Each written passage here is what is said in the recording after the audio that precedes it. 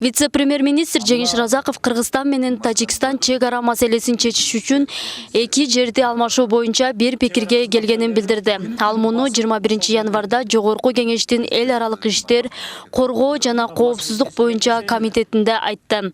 Топографиялык жумуш топторунун жыйылып жүрүп ошо сүйлөшкөндөрдүн жыйынтыгы бүгүнкү күндө эки участок боюнча негизинен алар тараптан дагы биз тараптан дагы макулдук бар алмашканга. Бул айтып кетсек, бул Аксай, Баткен районунун Аксай айыл аймагынын Аркасы деген жери. Экинчиси Самаркандек айыл аймагынын Самаркандек деген участкасы бүгүнкү күндө алмашууга сүйлөшүлгөн.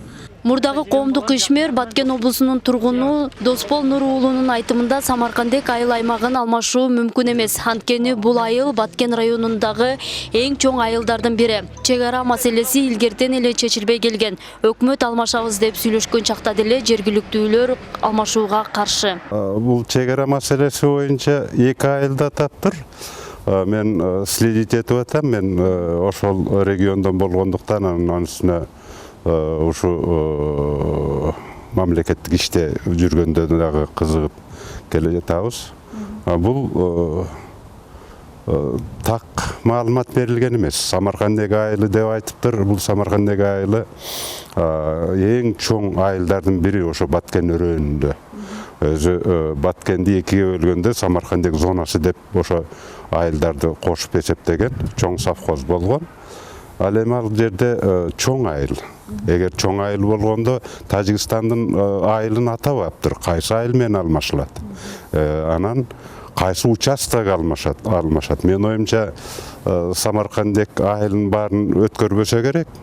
Бул какой-то мера убактылуу чечилиши мүмкүн айылдарды баягы алмаштыруу тигиндей мындай кылуу. Ал эми проблема чечилбейт. Чек ара уюмунун өкүлү Мусабек Турсункулов чек ара маселеси союз мезгили бузулгандан тарта чечилбей келерин айтып, бийликте мурда иштеп кеткен чиновниктер Кыргыздын көптөгөн жерлерин тажиктерге сатып жибергендиктен чыр-чатактар токтобой жаткандыгын баса белгиледи. Ошондой эле ал өкмөт жер алмашуу боюнча жергиликтүүлөр менен сүйлөшүүлөр жүргөндүгүн четке какты. Эки жерди алмашуу боюнча булар отуруп алып столду алмашыштын кереги жок. Мына ушул жерде да Разаков Жеңиш Парбиевич туура эмес сүйлөдү да. Биз күндө байланышып турабыз. Көкташ айылына барып мен эки жолу жолуштум деди.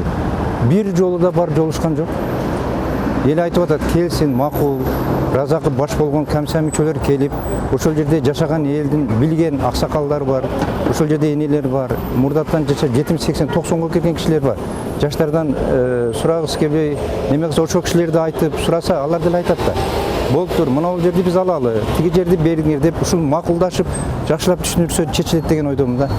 Адистер буга чейин 6 ирет жолугушуп 134 топографиялык карта даярдашкан. Ал эми чек ара маселеси боюнча туруктуу иштеген жумушчу топтор 120 чакырымдан ашык жерди жөө басып чыгып, изилдөө иштерин өткөрүштү. Анын жыйынтыгында 114 чакырым жер бардык карталар боюнча туура келери аныкталды. Ошондой эле Кыргыз тараптан алмашыла турган жерлери аныкталса, Тажикстан тараптан кайсы жерлер алмашылары белгисиз. Мындай сүйлөшүүлөр эки тарап бир пикирге келмейин уламдан улам өткөрүлүп турары ыктымал. Кыргызстан менен Тажикстандын чек арасынын узундугу 971 чакырымды түзөт. Анын 450 чакырымдан ашыгы тактала элек. Тажикстан менен алмашыла турган айылдар Аксай айылындагы Аргасты жана Самаркандек айылындагы Самаркандек участкасы. Серепчи биздин берүүгө чек арадагы жер алмашуу боюнча чечим тууралуу өз оюн кененирээк айтып өттү. Анткени проблема бул эгемендүүлүк болгондон кийин эле чыга калган проблема эмес. Бул союздун мезгилинде чыр-чатактуу болуп келе жаткан. 69-жылдан бери, андан кийин 75-жыл, 69-жыл жана 3 деген айылда азыркы Көкташ менен чектеш дайранын аркы берки өйүзү болуп эсептелинет. Андан сырткары жанакы Аксай жактагы Капчыгай айылдарында 75-жылы чоң чатак чыккан. Андан кийин 89-жылы Ош окуясына чейин өтө чоң чатак чыккан. Теги Орта Азиянын жана аскерлерин алып келип туруп ортого таштап токтоткон. Кийин Ош чатагы чыгып кетти, бул маселе козголбой калган. Андан бери жүздөгөн чатактар чыгып атат.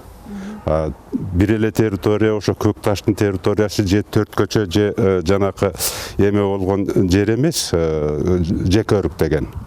Бул проблема, жол проблемасы бар, территория проблемасы бар, суу проблемасы бар. Ал эми территория проблемасы менен 70-тен ашуун чатак бар экен. Анын чечилиш бул убактылуу гана чечилиши мүмкүн, убактылуу бир аз тынчышы мүмкүн. Менин оюмча чечилүүнү бул өкмөттүк деңгээлде эмес, мамлекеттик уровенде чечилиш керек. Эки президент Орта Азиянын элин тынчтыгы үчүн, региондун, жалпы регион тынчтыгы үчүн, андан сырткары эки өлкөнүн, эки республиканын тынчтыгы үчүн кардинальный бир чечимге келиш керек. Да, алмашууну мен өткөндө дагы сунуштагам. Кичинекей айылдар эмес, чоң айылдарды тынчтык үчүн макул кылууга жетиш керек. Эгер дагы макул, эл азыр козголуп албады, эл макул болушу кыйын, өзүнүн үйүн таштап чыгып кетиши да кыйын. Анда колючий проволока тартылышы мүмкүн да. Теги аны үчүн азыр тактала элек. Аны эмне кылыш керек? Эки президент указ менен убактылуу территория боюнча, чегара боюнча указ кабылданыш керек. Комиссия иштей берсин. Такталгандан кийин ошол жерди бекитиш керек. Мына бул жагына таш ыргытсаң, сен Кыргызстанга кол салган болосуң, сен Тажикстанга таш ыргытсаң, Тажикстанга кол салган болосуң деген мамлекеттик чыккынчы катары эки жак тең эсептелиш керек. Ушундай бир чечимге, кардинальный чечимге келбесе, бул бүгүн жоонтуп коюп, анан мына биз чечип салдык деп, мен андан алысмын. Мен ишенбейм көп. Демек, чоң саясий эрк керек экен. Мамлекеттик деңгээлде чечилиш керек. Мен мезгилинде мамлекеттик катчы болуп турганда президентке сунуш айткам. Азыр Тажикстан менен мамилебиз жакшы, баягы сыйлуу болуп атабыз. Ушуга макулдашууга жетиш керек деп. Ага сен шашпа деп президент токтотуп койгон. Эми бул жерде менталитетке кайрылсак дагы эки башка менталитет. Тажиктердики өзүнүн аты өзү айтып турат, бир топ мытайым, тежик калк болот. Мен жакшы билем алардын эмесин. А кыргыз козголбогон, качан гана бир теги чатак чыкмайын, мына биз тынчтык деп тынч жаткан калк болобуз. Муну моюнга алышыбыз керек.